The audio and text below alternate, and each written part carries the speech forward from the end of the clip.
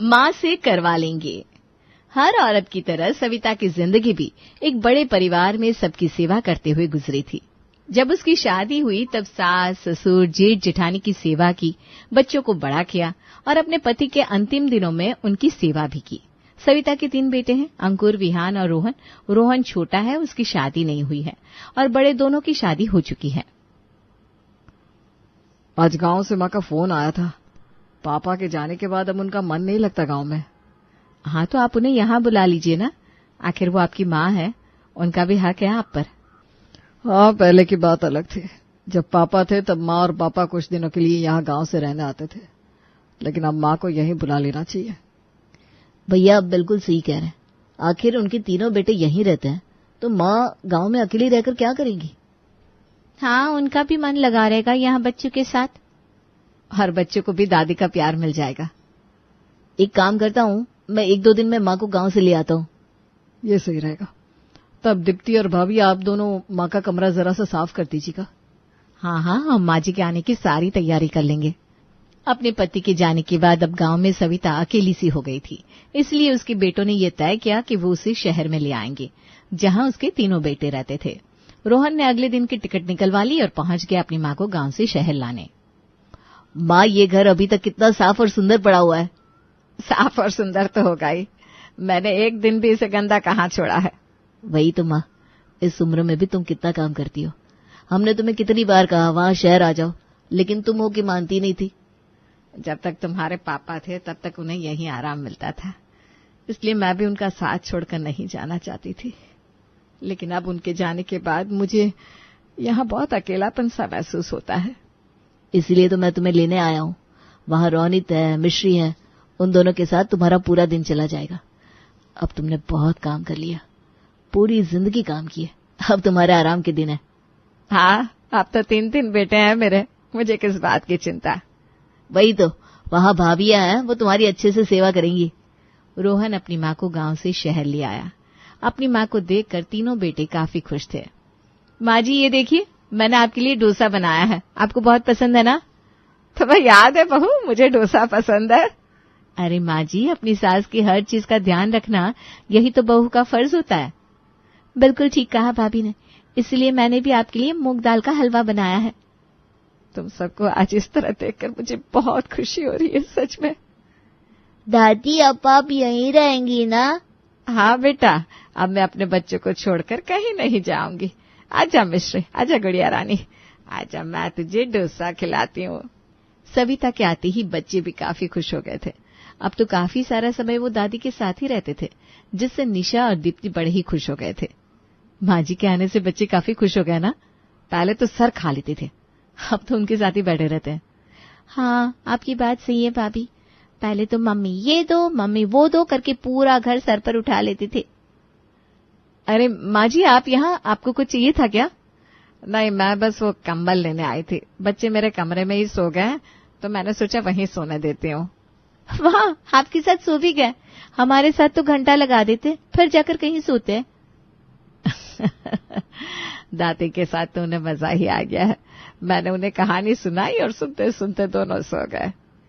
अच्छा माँ जी, मैं क्या कह रही थी कि अगर बच्चे आपके साथ इतने हिलमिल गए हैं तो हम कल सुबह जरा अपनी सहेलियों से मिलकर आए क्या?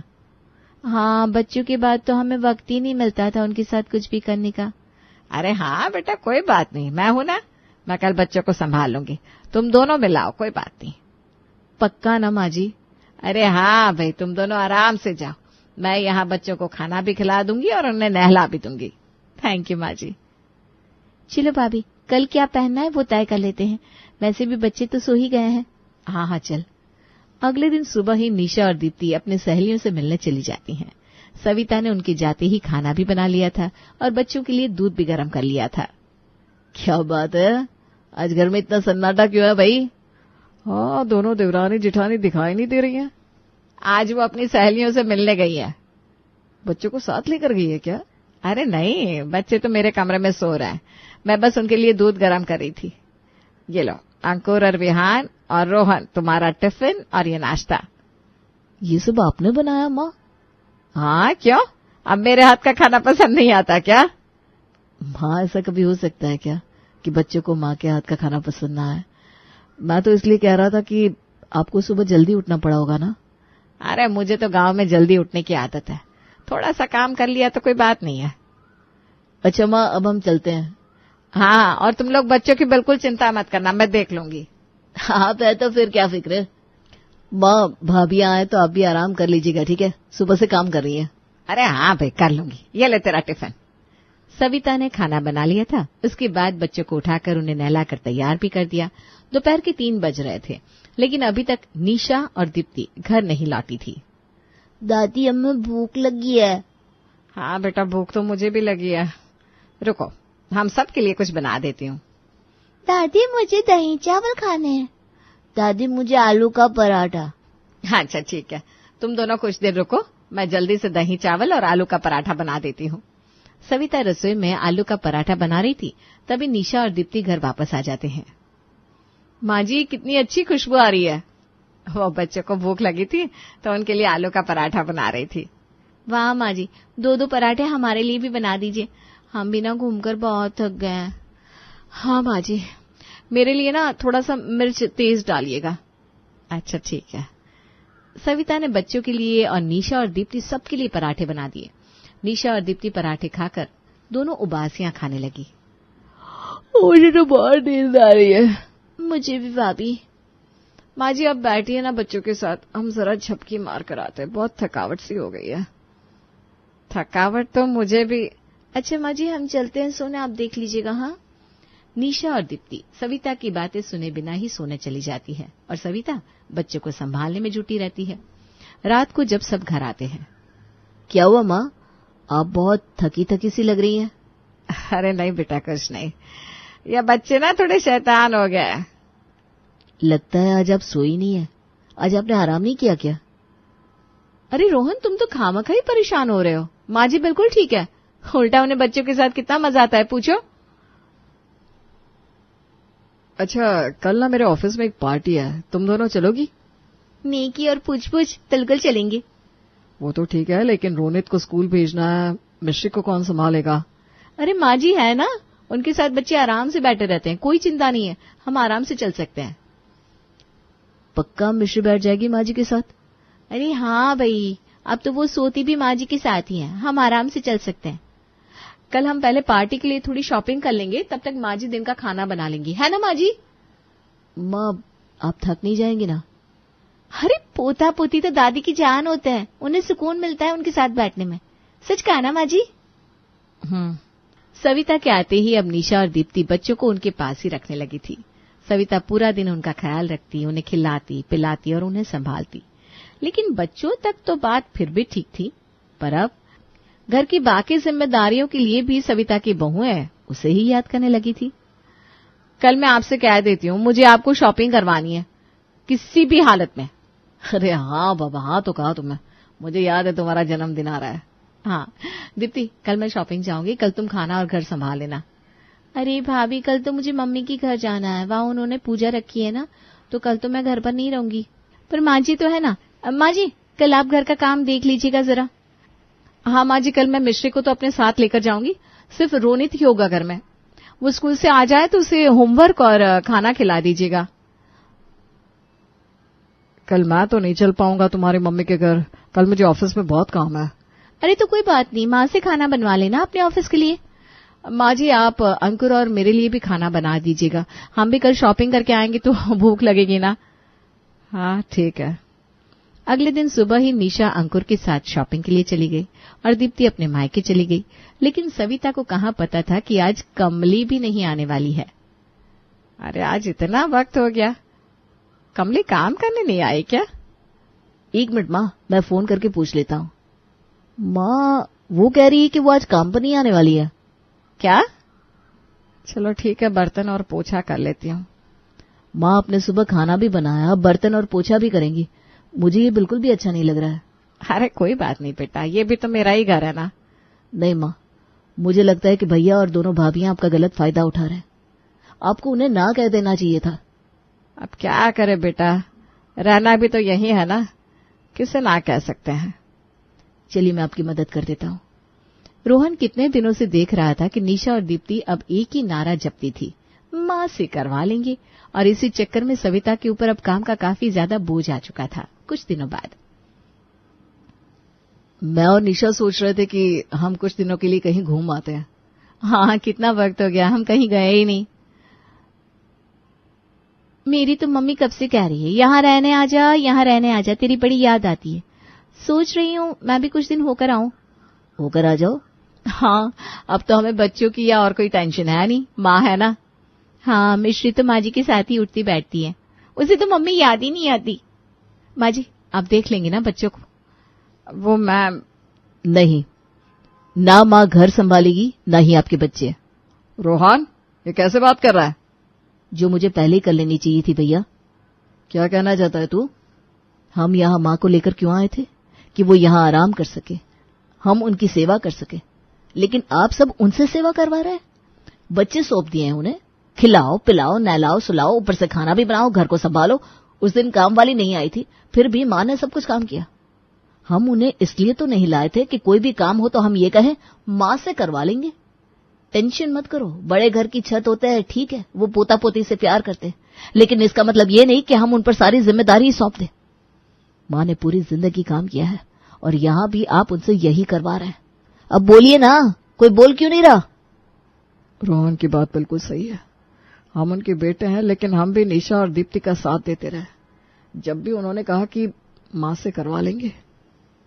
हाँ, माँ बचपन से हमारा काम करती आई, फिर यहाँ भी आकर उन्होंने हमारे बच्चों का काम किया और घर का भी, और हम बस चुपचाप हाँ में हाँ मिलाते चले गए। नहीं, गलती हमारी है। हमने माँ जी को सास कम और हमारे बच्चों की आया और हमारी आजादी का रास्ता समझ लिया था। हमें माफ कर दीजिए माँ जी, हमने आपके साथ बहुत गलत बर्ताव किया।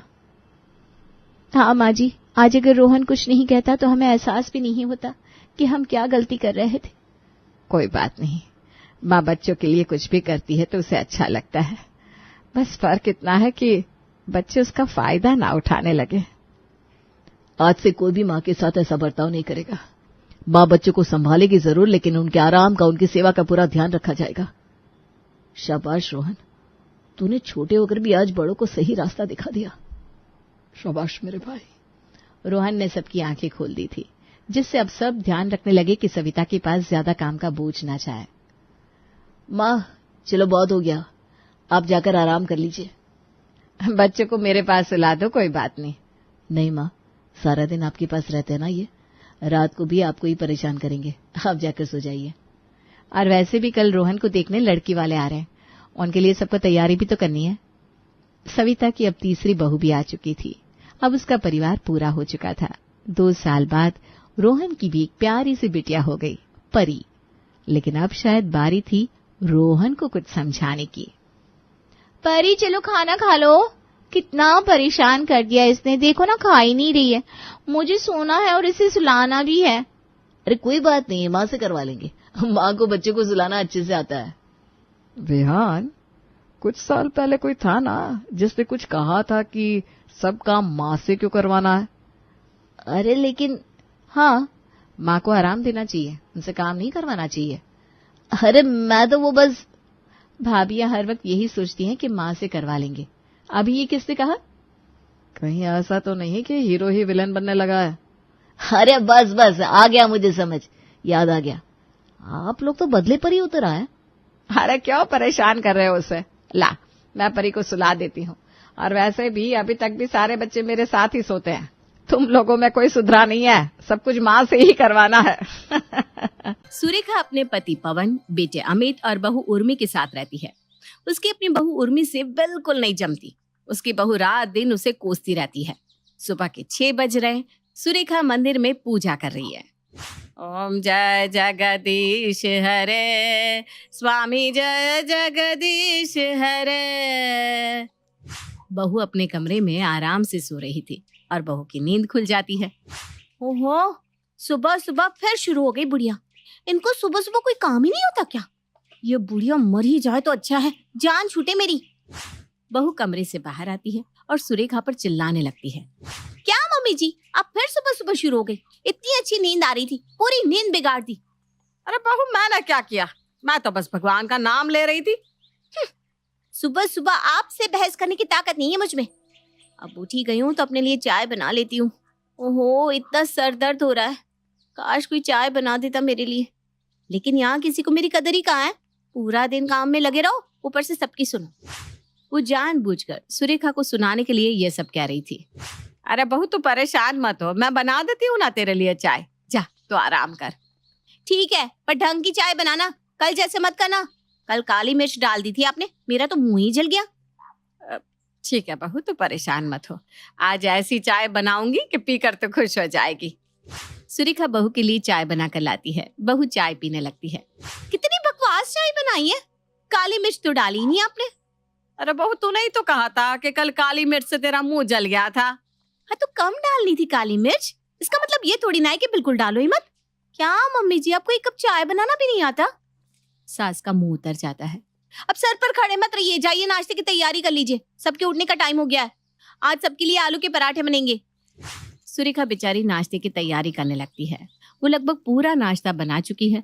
तब तक उर्मी सोफे पर बैठे अपना फोन देख देख कर हंस रही थी। वो घड़ी की तरफ देखती है। अरे बाप रे, बहुत देर हो गई, सब उठने वाले होंगे। उर्मी जल्दी से रसोई में जाती है। लाओ मम्मी जी, मैं कर देती हूँ, आप जाके रेस्ट कर लो। अरे नहीं बेटा तू बैठ, बस हो ही गया है, तो ही पराठे बाकी है, मैं कर लूंगी। क्या मम्मी जी, एक तो मैं आपकी हेल्प करने आई हूँ, ऊपर से आप मुझसे ऐसे बात करिए। अरे नहीं बेटा, मेरा वो मतलब नहीं है। अच्छा ठीक है, तू बना ले बस। उर्मी पराठे बनाने लगती है और सुरेखा थक कर सोफे पर आकर बैठ जाती है। उर्मी का पति अमित और ससुर पवन सोकर उठते हैं। वो देखते हैं कि उर्मी किचन में काम कर रही है और सुरेखा आराम से सोफे पर बैठी है। थोड़ी देर में उर्मी नाश्ता टेबल पर लगाने लगती है। आ जाइए, सब गर्मा गर्म आलू के पराठे तैयार हैं। सब लोग तैयार होकर नाश्ता करने बैठते हैं। उर्मी तुम भी बैठो, तुम भी कुछ खा लो। आप लोग खा लीजिए, मैं बाद में खा लूंगी, अभी मुझे बहुत काम है। क्या करूं, घर के सारे काम मुझे ही करने पड़ते हैं ना। और उर्मी घर के काम करने लगती है। सुरेखा ये अच्छी बात नहीं है, बहू बेचारी अकेले सारा काम कर रही है, तुम भी तो उसकी कुछ हेल्प कराओ। इससे पहले कि सुरेखा कुछ कहती, उर्मी मुस्कुराते हुए कहती है, अरे कोई बात नहीं पापा जी, मम्मी जी काम करे या मैं, एक ही तो बात है। अमित और पवन नाश्ता खत्म करके दुकान के लिए चले जाते हैं। उर्मी आराम से सोफे पर पैर पसार कर बैठ जाती है। बहुत थक गई हूँ, बहुत भूख लगी है। मम्मी जी आप खड़े क्या हो, नाश्ता लगाओ ना मेरा। सुरेखा बहू के लिए नाश्ता लगाती है। बहू आराम से सोफे पर बैठकर मजे से नाश्ता करती है। सुरेखा घर के कामों में लग जाती है और उर्मी पूरा दिन आराम से सोफे पर लेटे हुए टीवी देखते हुए खाते हुए टाइम बिताती है। अब तो उर्मी रोज रोज ऐसे ही करने लगी थी, बैठे बैठे खाती रहती और काम में नुक्स निकाल कर सास को कोसती रहती।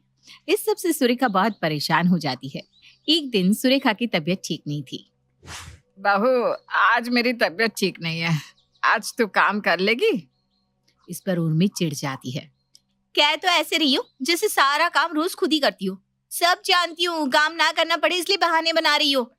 ये भगवान, कैसी सास पल्ले पड़ गई, जब देखो बहाने बनाती रहती है। इससे अच्छा तो मेरी सास ही ना होती, जान छूटती मेरी।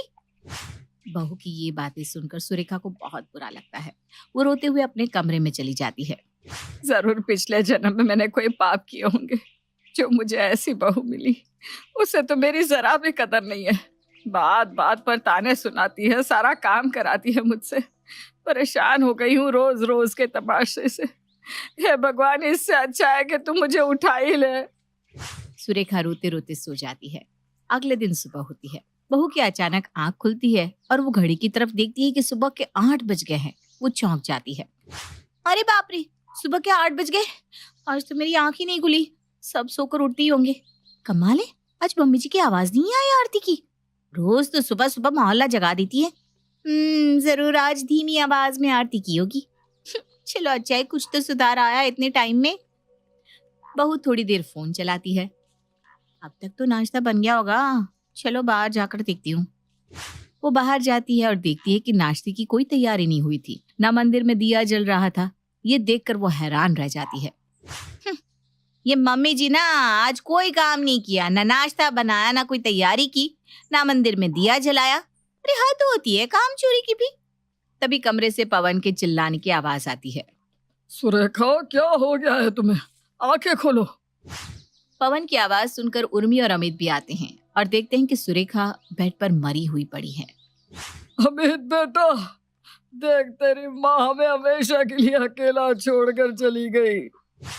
ये सुनकर बहू हैरान रह जाती है और मन ही मन खुश भी।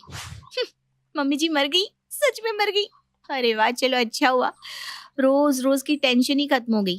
अब तो घर में बस मेरी ही चलेगी। अब जैसा मेरा मन होगा इस घर में वैसा ही होगा। सास की फोटो पर माला चढ़ जाती है। बहू बड़ी खुश थी। अगले दिन सुबह के 8 बज गए हैं और बहू अब तक सो रही है। तभी अमित की आवाज आती है। उर्मी, तुम अब तक सो रही हो? टाइम तो देखो, जल्दी से मेरा टिफिन बना कर दो, मुझे लेट हो रहा है। अरे हाँ, अब तो मुझे ही जल्दी उठकर काम करना पड़ेगा क्योंकि मम्मी जी तो अब है नहीं। चलो कोई ना, वैसे भी काम होता ही कितना है, आराम से हो जाएगा। उर्मी फटाफट से नाश्ते में आलू के पराठे बनाने लगती है। आलू कम गैस पर रखकर आटा लगा लेती हूँ, तेज गैस पर रखूंगी तो जल जाएंगे। उर्मी कम गैस पर आलू रखकर आटा लगाने लगती है। तभी अचानक गैस खुद ही तेज हो जाती है और उर्मी के आलू जल जाते हैं। अरे ये गैस कैसे तेज हो गई? मैंने तो कम गैस पर ही रखे थे आलू। अरे ये तो पूरे जल गया है, अब क्या करूं? उर्मी जल्दी जल्दी खाना बनाने लगती है तो उसका हाथ भी जल जाता है। वो जल्दी जल्दी दोबारा आलू बनाने लगती है। तब तक अमित और पवन तैयार हो चुके थे। बहू, नाश्ता तैयार हो गया क्या? उर्मी, मेरा टिफिन तैयार है ना? अरे पराठे ही अब तक तैयार नहीं हुए, अब क्या करूं? अरे अभी तक टिफिन नहीं बनाया तुमने? हद है यार, मुझे पहले ही लेट हो रहा है। तुमसे एक काम ठीक से नहीं होता, रहने दो। अमित गुस्सा करके वहां से चला जाता है। रहने दे बहू, मैं भी बाजार में ही कुछ खा लूंगा। पवन भी चला जाता है। अरे एक तो मैंने इतनी मेहनत से आलू के पराठे बनाए और कोई खाकर भी नहीं गया, ऊपर से मेरा हाथ भी जल गया। वो बहुत दुखी हो जाती है। ओहो, पूरे घर का काम अब मुझे ही करना पड़ेगा। मम्मी जी थी तो वो कर तो लेती थी। कोई नहीं, इतना मुश्किल भी नहीं है, यूं कर दूंगी सब काम। मम्मी जी की तरह थोड़ी ना हूं मैं। उर्मी फटाफट काम खत्म करने लगती है, लेकिन उसके सारे काम उल्टे ही हो रहे थे। वो सफाई करने जाती तो खुद ही घर में मिट्टी आ जाती, बर्तन साफ करती तो खुद ही बर्तन गंदे हो जाते। वो बहुत थक जाती है और परेशान भी। ये क्या हो रहा है मेरे साथ? जो भी काम कर रही हूँ सब उल्टा हो रहा है। ऐसा कैसे हो सकता है? कहीं इस घर में कोई भूत तो नहीं है? तभी उसे उसकी सास की आवाज सुनाई देती है। सही पहचाना तूने बहू, मैं भूत हूँ। सुरेखा जोर जोर से हंसने लगती है। उर्मी बुरी तरह डर जाती है। मम्मी जी आप कैसे हो सकती हैं? हाँ, आप तो मर चुकी है। हाँ, लेकिन तूने मुझे जीते जी बहुत सताया है। अब मैं तुझे सबक सिखाऊंगी। वो जोर जोर से हंसने लगती है और घर का सारा सामान इधर उधर फेंकने लगती है। उर्मी रोने लगती है। मुझे माफ कर दीजिए मम्मी जी, मुझे मेरी गलती का एहसास हो गया है। मैंने आपके साथ बहुत गलत किया। काश आप जिंदा होती तो मैं आपके पैर पकड़कर आपसे माफी मांग लेती। तभी सुरेखा सामने आती है। ठीक है, तो मांग ले माफी। सुरेखा को जिंदा सामने देखकर उर्मी की आंखों में खुशी के आंसू आ गए।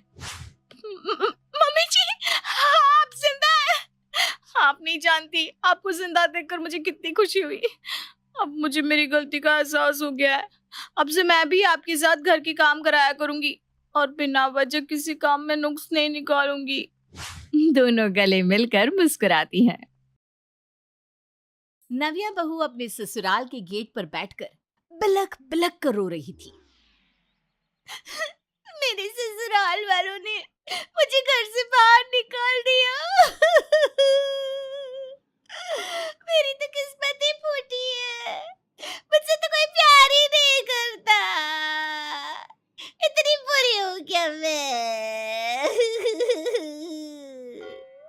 सभी आस पड़ोस वाले नव्या को यूं रोता हुआ देख रहे होते हैं और तभी उन सबकी नजर उसके हाथ की चोट के निशान पर जाती है। अरे नव्या बेटा, तुम्हारे हाथ पर ये चोट का निशान कैसा है? बेलन लगा है जोर से। हे भगवान, बेचारी लड़की, इसके घर वालों ने इस पर बहुत अत्याचार किया है लगता है। हाँ, इसे बेलन से मारकर घर से बाहर भी निकाल डाला। कितने बेरहम लोग हैं। ऐसे लोगों को तो मार मार कर उनका भर्ता बना देना चाहिए। मुझे लगता है कि हमें पुलिस को बुलाना चाहिए। इस बेचारे को इंसाफ तो मिलना ही चाहिए, वरना इसके ससुराल वाले इसका जीना दुश्वार कर देंगे। हाँ बहन जी, आप बिल्कुल सही कह रही हैं। रुकिए, मैं अभी पुलिस को फोन लगाता हूँ। कुछ ही देर बाद मोहल्ले में पुलिस की वैन आती है और पुलिस ऑफिसर सीधे नव्या के ससुराल में घुसकर उसके पति अद्वैत को डंडे से मारने लगते हैं।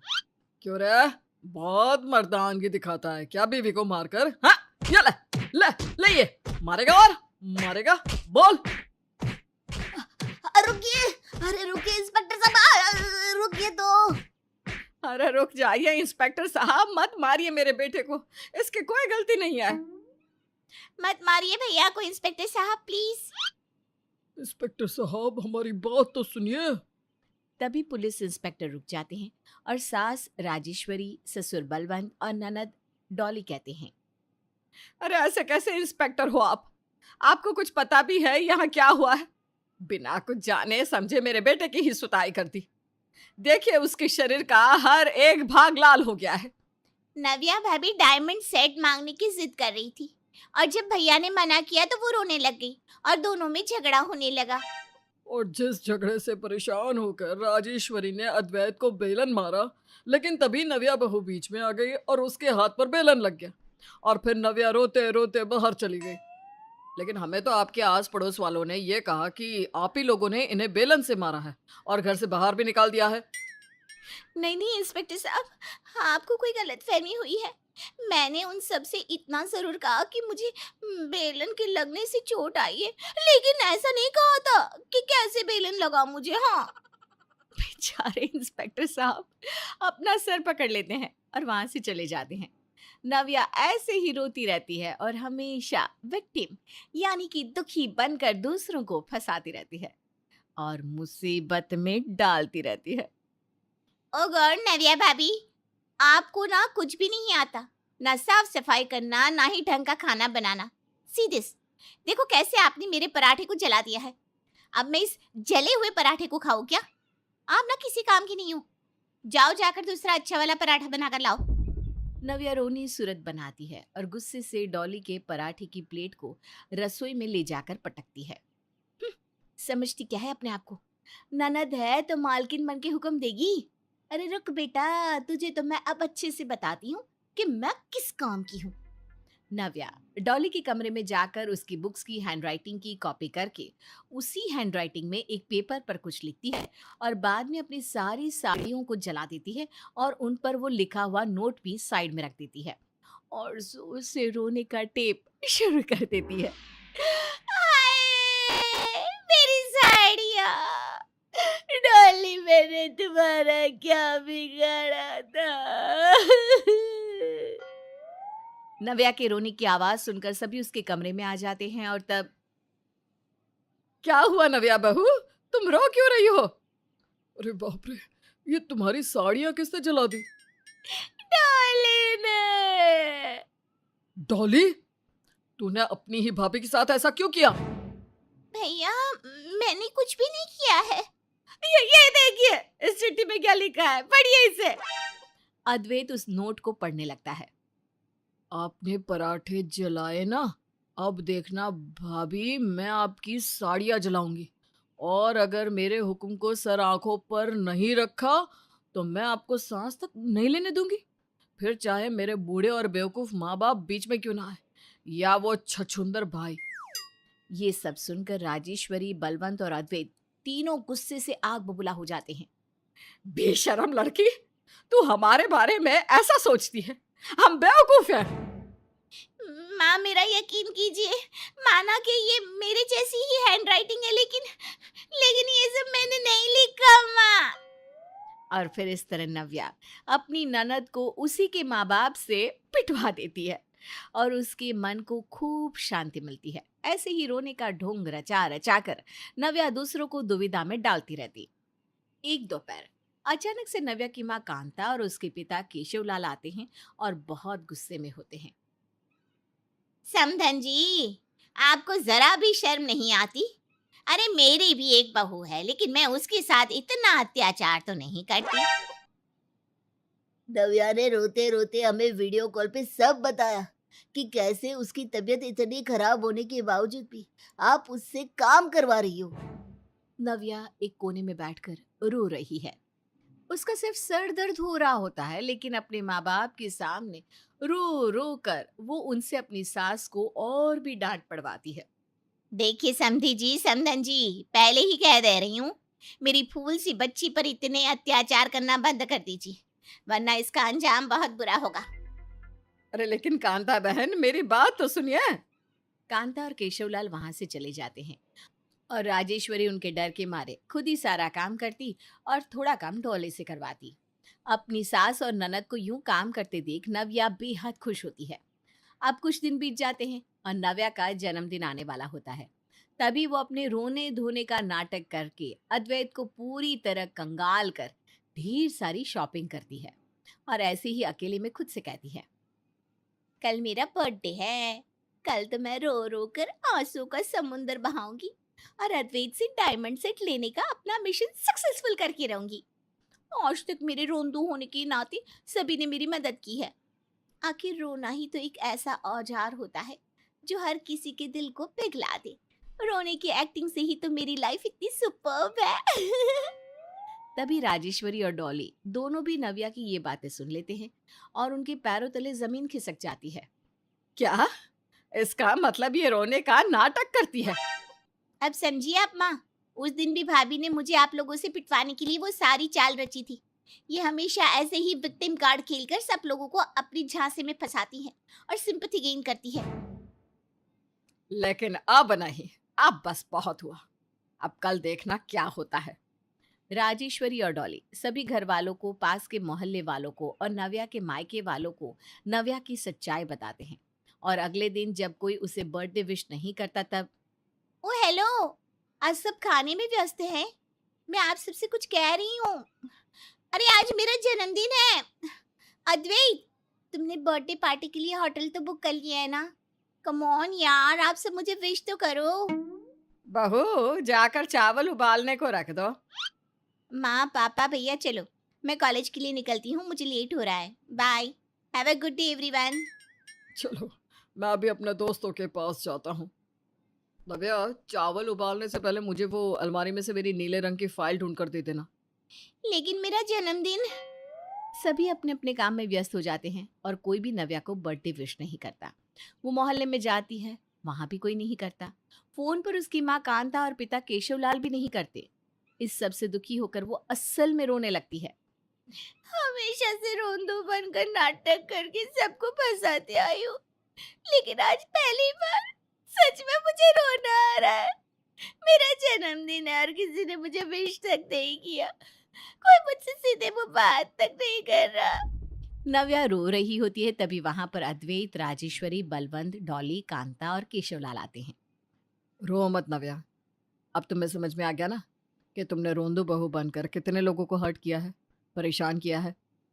अद्वैत, आई एम सॉरी। सभी उसे बताते हैं कि वो सब जानबूझकर नाटक कर रहे थे। तब नव्या सबसे माफी मांगती है। आप सबने ये नाटक करके बहुत अच्छा किया। मुझे अब सबक मिल गया है, वो भी आज के दिन। मैं इसे कभी ना भूलूंगी और अब से हमेशा सबके साथ अच्छे से रहूंगी। और नव्या अब एक नई नवेली नव्या बनकर दिखाएगी आप सबको। नव्या सभी के गले लगती है और सभी उसे माफ कर देते हैं। नव्या अपना बर्थडे केक कट करती है और पूरा परिवार एक साथ नव्या का बर्थडे सेलिब्रेट करता है।